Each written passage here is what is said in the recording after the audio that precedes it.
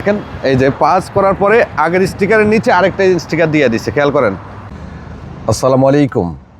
প্রচুর রোদ, আর এই রোদের মধ্যে খেয়াল করুন এই যে এখানে গাড়িগুলো দাঁড়িয়ে আছে, এগুলো কেউই কিন্তু কফি শপে বা কফি নেওয়ার জন্য দাঁড়িয়ে রয়, এগুলো সবাই দাঁড়িয়ে আছে এবং তাদের সাথে আমিও দাঁড়িয়ে আছি গাড়ির ফিটনেস পরীক্ষা করার জন্য।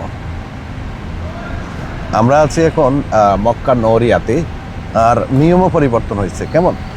আগের নিয়ম নাই। আমাদের প্রত্যেকটা ড্রাইভার এবং প্রত্যেকটা গাড়ির মালিকের জন্য গুরুত্বপূর্ণ এটা।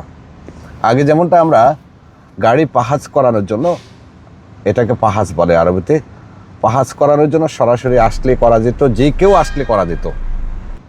আমার গাড়ি আপনি নিয়ে আসলে হতো, 35 রিয়াল বা 30 রিয়াল যে ফিট আছে সেটা দিয়ে ভিতরে গিয়ে গাড়ির ফিটনেসটা পরীক্ষা করানো যেত। মূলত নতুন গাড়ি যারা কিনেন তারা 3 বছর পর্যন্ত ফিটনেস পরীক্ষা করতে হবে না। 3 বছর পরে গাড়ি ফিটনেস পরীক্ষা করা বাধ্যতামূলক। ওই যে দেখুন আমার গাড়ির ওটা আছে, এই যে দেখছেন এটা এই যে এটা হলো ফিটনেসের। আলহামদুলিল্লাহ গাড়ির পাস কমপ্লিট। দেখেন এই যে পাস করার পরে আগের স্টিকারের নিচে আরেকটা স্টিকার দিয়ে দিচ্ছে, খেয়াল করেন। 2টা স্টিকার, এখন নতুন স্টিকার। তার আগে দেখাই, এই মার্সিডিজ গাড়িটা কিন্তু আমার প্রথম গাড়ি। 2022 সালে অনেক কষ্ট করে টাকা জমিয়ে এই গাড়িটা কিনছিলাম দীর্ঘ 1 বছরের পরিকল্পনার পরে। তো যারা পাস করাবেন গাড়ি, প্রথমে হেডলাইট এই দুটো তারা চেক করবে, তারপরে লুকিং গ্লাস ঠিক আছে কিনা। গাড়ি যদি অতিরিক্ত কোনো ড্যামেজ থাকে, মোটামুটি সামান্য ড্যামেজ কোনো সমস্যা নাই, কারণ আমাদের গাড়িতেও সামান্য ড্যামেজ আছে। এই যে দেখেন সামান্য ড্যামেজে আটকায়নি, তবে এটা আবার কারো কারো ক্ষেত্রে উল্টাও হতে পারে। এই যে দেখেন সামান্য ড্যামেজে আটকায়নি। কেমন? তারপরে ইন্ডিকেটর, ফ্ল্যাশ লাইট, ডানে বামে যাওয়া যে ইন্ডিকেটর, এটা ভালো করে চেক করবে তারা। এরপরে ভিতরে কি আছে না আছে, ভিতর ভাঙা, এটা তারা দেখবে না।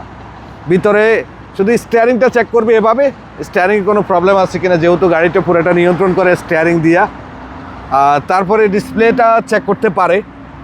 এরপরে গাড়ির চাকাগুলো কিন্তু ভালোভাবে চেক করে। চাকা ইম্পর্টেন্ট, আমি ভিডিও দেখাচ্ছি, দেখেন স্ক্রিনে দেখেন চাকা তারা রোল করে চেক করে। তারপরে হ্যান্ড ব্রেক কাজ করে কিনা, হ্যান্ড ব্রেক চেক করে।